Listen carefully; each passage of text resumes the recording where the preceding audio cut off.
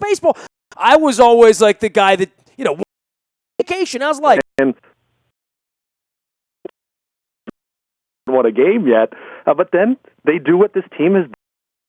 Take that on the road. You'll gladly move on to and then some, really stabilizing that back. We are on WNST. We are back to doing regular old sports radio here. No more John Bon Jovi or David Bowie or Dan Fogelberg this week. It's all Orioles baseball. All right, so, let's get on to the weekend here in Tampa and how it went. And obviously a heavy burden for Dylan Bundy. And, I don't know, Luke. Watching him and watching, the pitch count and where I don't know. I know he wants to be a starter. He talks about being a starter. We've talked about him being a starter. I don't see it yet. That's all. And I know that's all he ever did before the surgery. But I didn't like what I saw on Sunday, and I don't think anybody liked what they saw. But what does that mean for 5 days from now, 10 days from now? But, really this is a desperate organization right now. It's crazy. They're in first place. But this starting pitching thing, there's just no way this is going to hold up another 90 days. As served now. It has to improve, because I'm going to tell you one thing. Boston improved over the weekend. They did.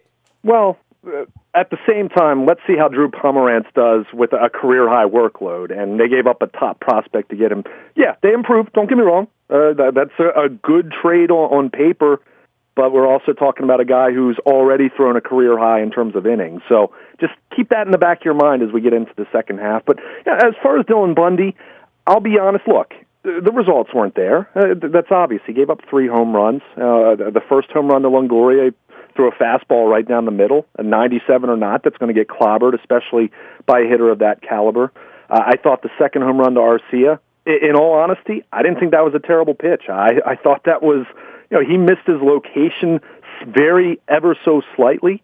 But I thought that was a case where he hit a pretty good pitch. So you don't think it went through the hole in the mythical net out in left field, right? No. What the hell was that about? I don't know. Dude, I sit here and look, I'm not trying to be mean. I mean, I'm never mean to Jim Palmer except when he looks bored. But, to sit over the weekend and watch a first-place team with the epitome of dull, the epitome of shining the owner's shoes, and in this sleepy dome of a stadium, I got to be honest, this should be more fun than this, Luke. It really should be. You let the broadcast team bring you down too much. This is a first place baseball team. I enjoy watching the. It's the insane though. The other team hits a home run and they make up a hole in the wall. What the hell are they talking about? That I can't see. I'm not going to defend that. but getting back to what I was saying about Bundy.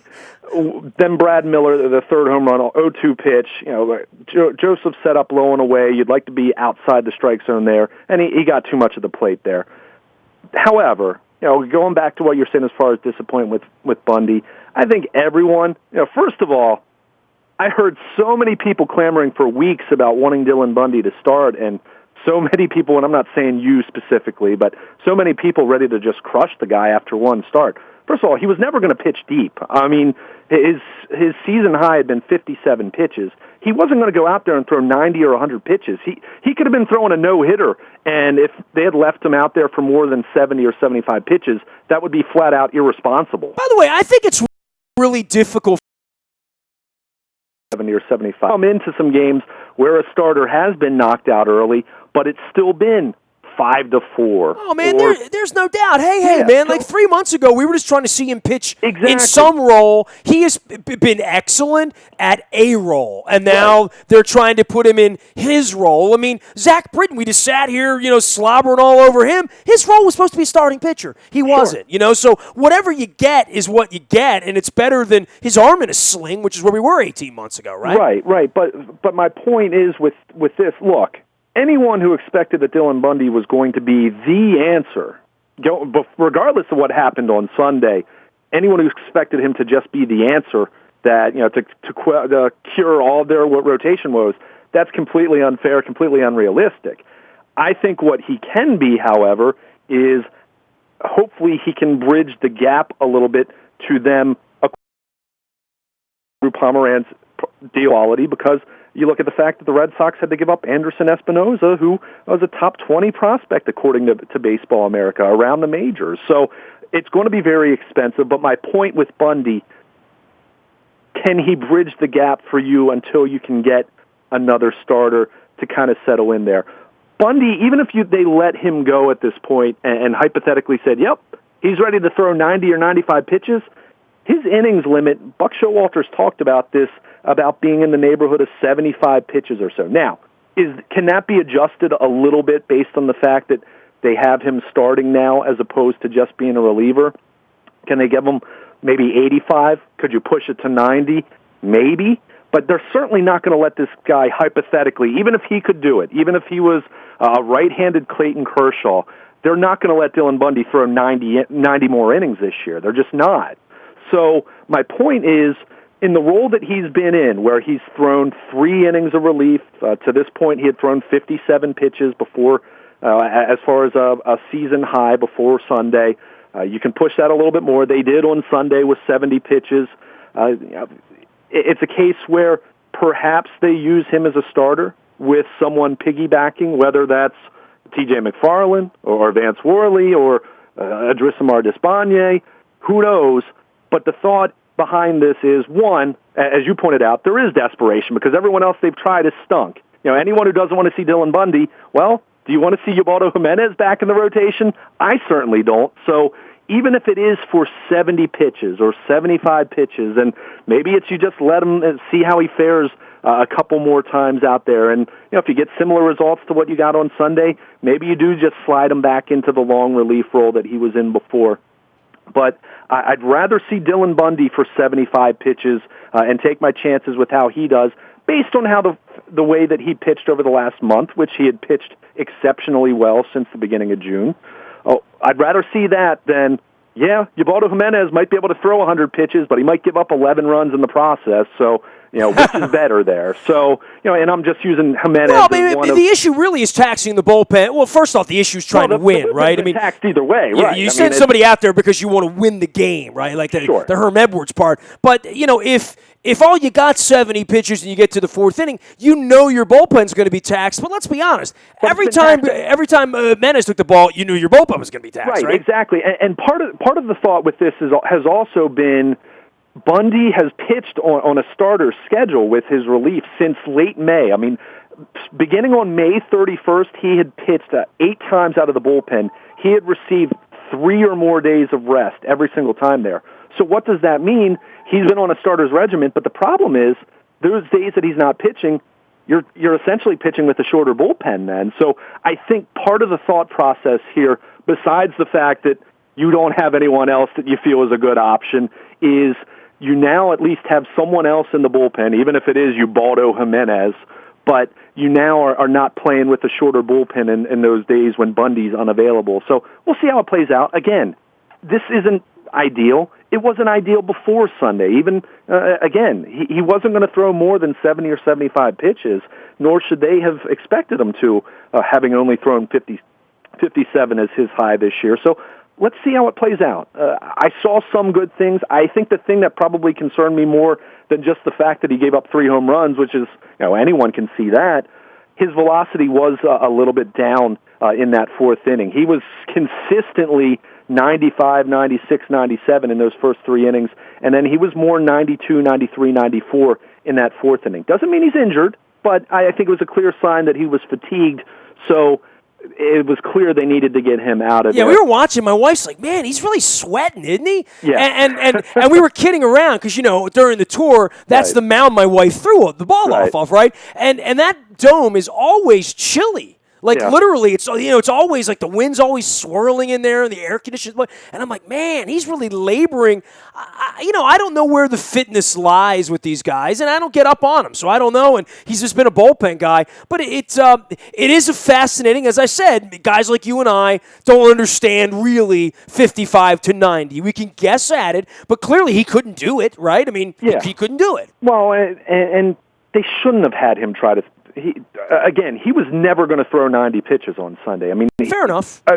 I agree with that assessment in retrospect. Maybe when I sat down and got a bowl of popcorn on a Sunday and, had a slice of pizza and was going to sit there and watch the game, I thought he was going to get to the sixth inning, but I guess I was just pipe dreaming. Well, and he could have if he had been that pitch efficient. Right, 70 pitches getting to the sixth inning, that's not unheard of. But based on the Orioles, and let's face it, a lot of pitchers around baseball, you typically don't see that. But I guess my message is not that this is going to be a long-term thing as far as that he's going to be in the starting rotation the rest of the year. Again, he's already thrown, he's already at an innings point where he's not going to be throwing over 100 innings or anything like that. He entered the day with 38, so he's now at 41 in the third. Let's say he has 40 more innings in him.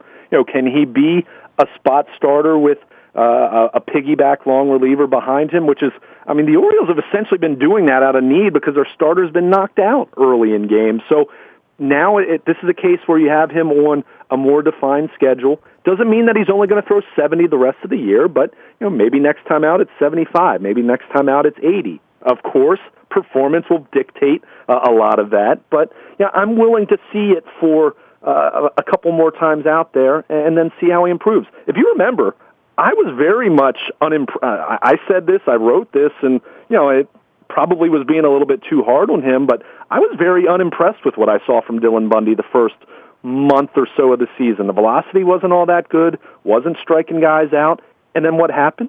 He improved. So, the same logic could apply here that, okay, first start wasn't very good. I think everyone would agree with that, giving up 3 home runs in 3 and a third innings. But does he improve? Does he get a little bit stronger, getting into an even more regular schedule than what he was in over the last month pitching out of the bullpen? And then maybe you'll have a guy a month from now that can give you, say, 85 pitches. And then maybe that's, you might be able to live with a starter who can do that if he's pitching at a high level. And then you just, you kind of wait and see the rest of the season how he responds. I think everyone needs to remember some perspective here. Yeah, the Orioles want to win. There's no doubt about that. They're in first place. They should do everything they possibly can to try to win. And that's even taken into account that they don't have a whole lot to trade away at the trade deadline to try to get a starting pitcher or two.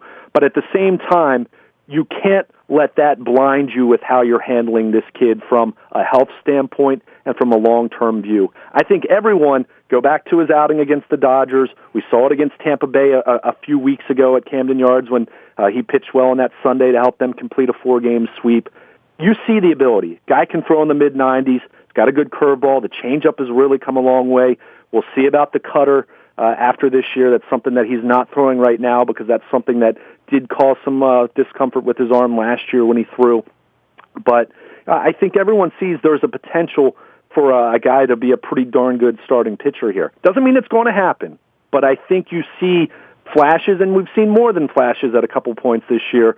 Let's not completely be focused on 2016 at the expense of his future. I think there's a way to massage and work both of those perspectives in here, and we've seen the Orioles trying to do that, but I think everyone does need to understand this isn't going to be a kid that they're going to give the ball to in September and say, hey, go out there and throw a 110-pitch shutout for us, go get him. Even if he has that ability, I just don't see them taking off the reins with him, considering everything he's been through physically over the last few years. Yeah, well, whatever they get at him, if he's in the rotation next year for real and becomes Gausman next year, that's a win. Exactly. That's a win. That's where they need him to be. So like I said, that doesn't mean what he did on Sunday was good enough, but I think I at least am curious to see them go with this a little bit longer. In the process, or in the meantime, try to acquire starting pitching. It's clear, even if it's guys like John Neese or Jeremy Hellickson, guys that are a little bit lower on that depth chart of available starters via trade that everyone's talking about. But in the meantime, I don't mind seeing what they're trying to do here with Dylan Bundy because, again, you've given 17 starts to Ubaldo Jimenez. We know what he is at this point in time. To this point, we've seen what Mike Wright and Tyler Wilson have done. It hasn't been very good. We haven't seen very much, to be encouraged by with Yovani Gallardo. Really, it's been Tillman, and Gausman has at least been acceptable. If Dylan Bundy, even at 70 or 75 pitches, if he can give you good performance, that's still better than you were getting from a lot of your starters, even if it's going to continue to put a little bit more of a strain on your bullpen. It's where they are right now, and goes back to something you said at the beginning of this conversation. They are in a desperate spot, and that's why Dylan Bundy is being considered as a starting pitcher as opposed to just keeping him in the bullpen as they had originally hoped to do this year. Well, it's never ideal sending a guy out there Sure. can't get to the sixth inning, right? Absolutely. All right. Absolutely. Well, look, we got plenty of things to discuss here. We're back doing live sports radio. You can always reach Luke at WNST.net. It's also Baltimore Luke at on Twitter. You can tweet to me, Facebook, LinkedIn, Snapchat, Instagram. Anywhere you are, we are. WNST.net, AM 1570, and WNST Towson, Baltimore, continuing some Baltimore baseball conversation and more here as we ramp it back up. We are WNST.net, AM 1570, and WNST Towson, Baltimore, and we never stop talking Baltimore sports